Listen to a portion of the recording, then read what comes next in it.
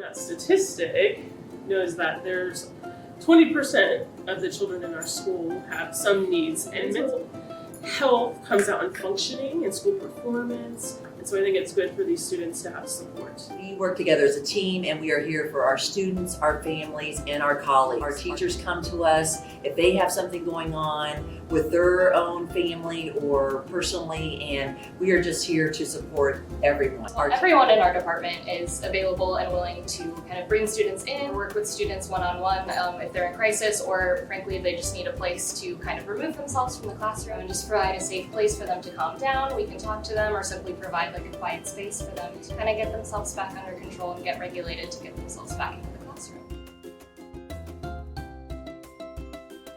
So every month we try to have some type of program to emphasize kindness, working together. We have our core essentials character education program that we tie into, and one of us, runs different groups. So one of my passions is nature. So we have an outdoor courtyard that we are building in all kinds of activities. We can take them out in the classroom, but students can go out there and have all kinds of calming activities. And some of the clubs that or groups that I work with is 4th grade girls group, where we talk about self-esteem and self-confidence. Always tie in yoga and body language.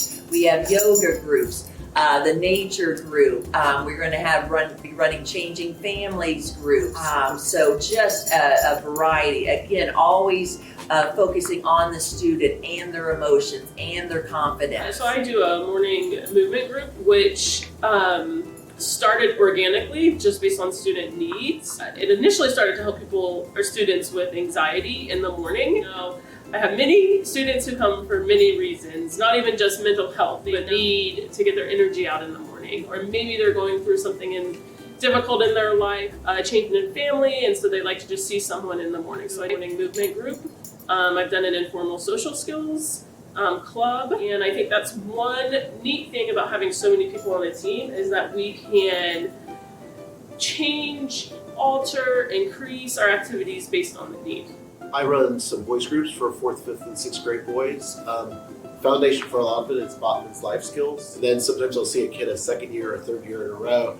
So I gotta have materials. I use a lot of mindfulness activities and bring in some coloring with some cool pages and some different activities and positive support. So anything to get the kids structured and getting along with each other. So in my voice groups, we try to finish up with a little bit of gym time or outside time. Play time is where they practice those social skills and everything.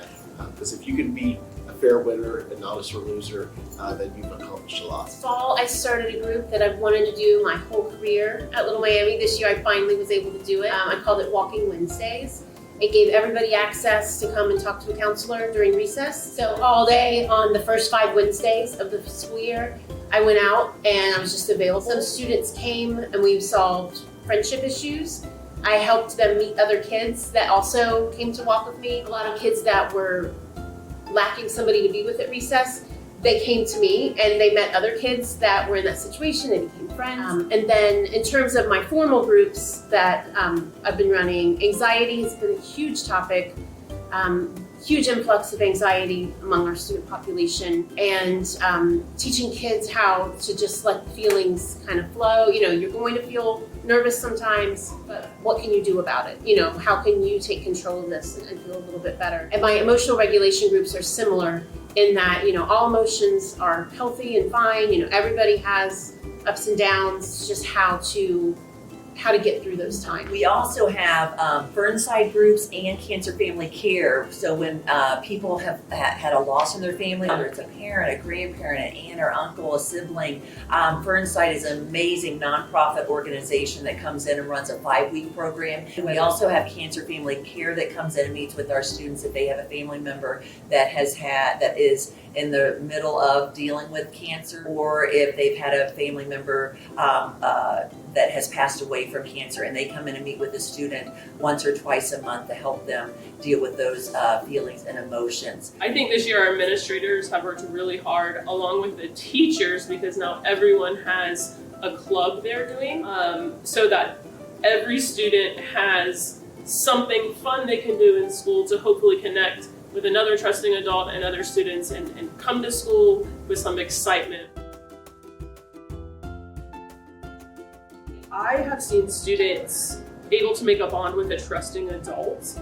And by having that bond, they're ready to learn at school and able to perform better in their academics. It's when like a student's face lights up when they see you in the hallway. Like that's how you know that you've made a connection with them and you've become a trusted adult for that student. You're part of what makes that student feel safe and welcome here at school. Several of us have this experience where we've worked with a student for several weeks and the problem gets resolved, but that student wants to still keep coming back and checking in with you and talking to you.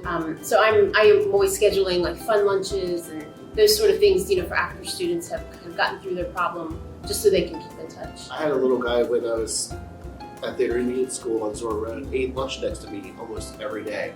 So I would talk to him, engage with him, and then 6th grade year, I did welcome at breakfast time, and he came up and talked to me every morning, showing me his new watch he got for Christmas. At the very last day of school, he came up and said, "I'm really going to miss talking to you every day."